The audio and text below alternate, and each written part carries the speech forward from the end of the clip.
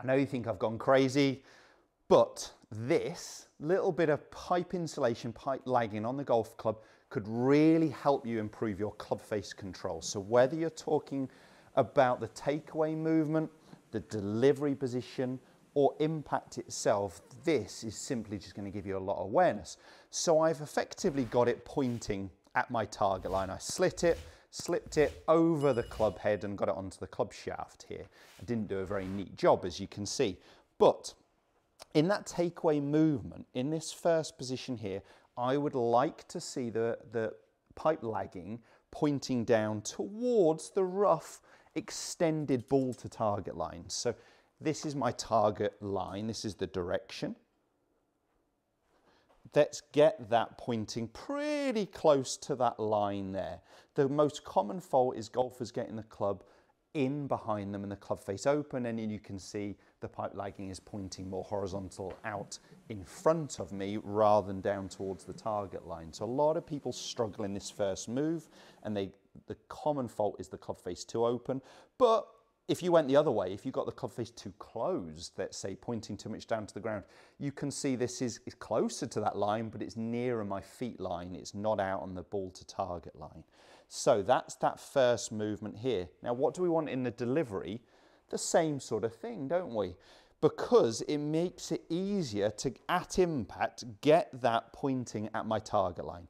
You can see it is possible, if the club face is more open, it is possible to square it, but look what I'm having to do at impact. I'm having to use a lot of rotation of forearms. I'm having to move my wrist in this direction, so I'm trying to have to rotate my lead wrist. I'm having to rotate my forearms to try and close that club face.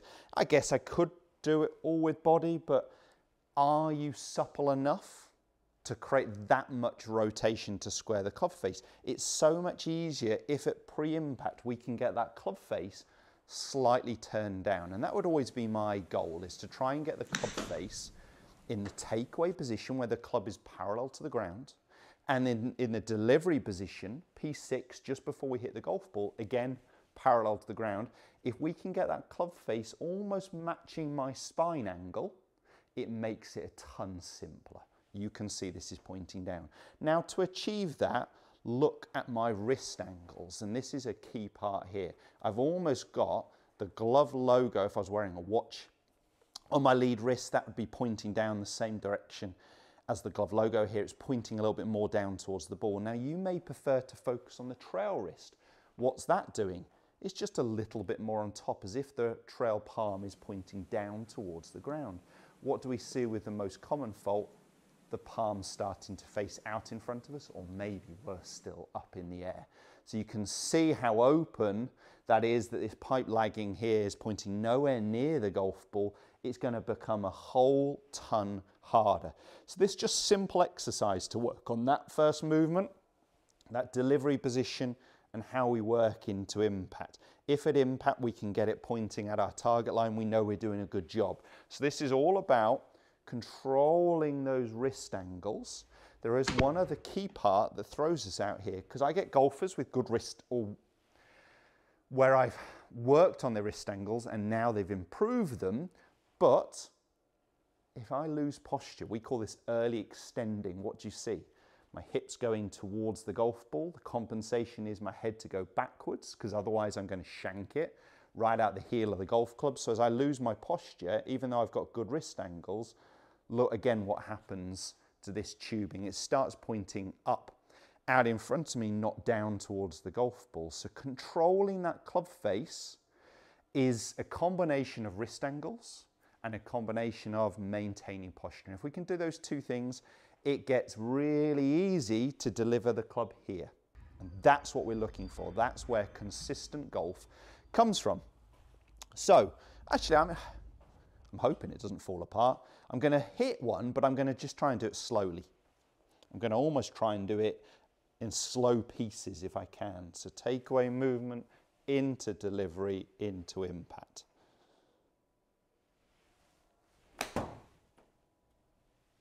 gone a little left on me. It was quite hard trying to swing it that slow. I didn't do a great job of it. Contact wasn't bad, but I was just trying to demonstrate it for video, so hopefully you can start to see again where that club face is pointing, where the lagging, pipe lagging on the club here is pointing.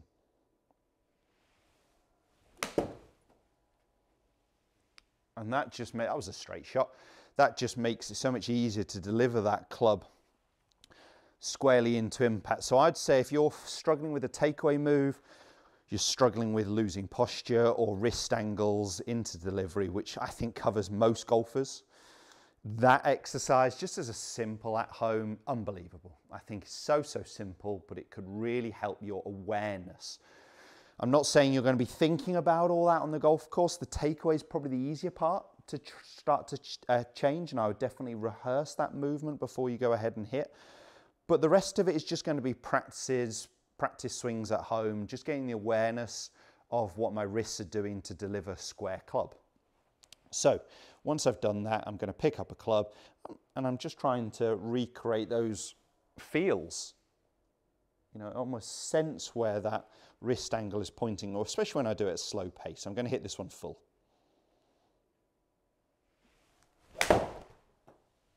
That felt great. I do not want that one back.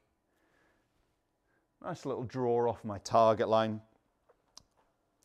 Hitting full shots with this isn't really the purpose, but it's good to do, if you're on the driving range, it's good to do a little bit of awareness training and then hit some, a little bit of training, hit some, a little bit of training, hit some. At home, you can just use that and then maybe airflow balls or foam balls in the garden, but just start to build that awareness of what your wrists are doing to control that club face, and I know you're going to play some more consistent golf. If that video has helped, make sure you smash the thumbs up, give it a like, share it with a golfer that needs this, and that is most people you know. And don't forget to subscribe to my channel for more content just like this.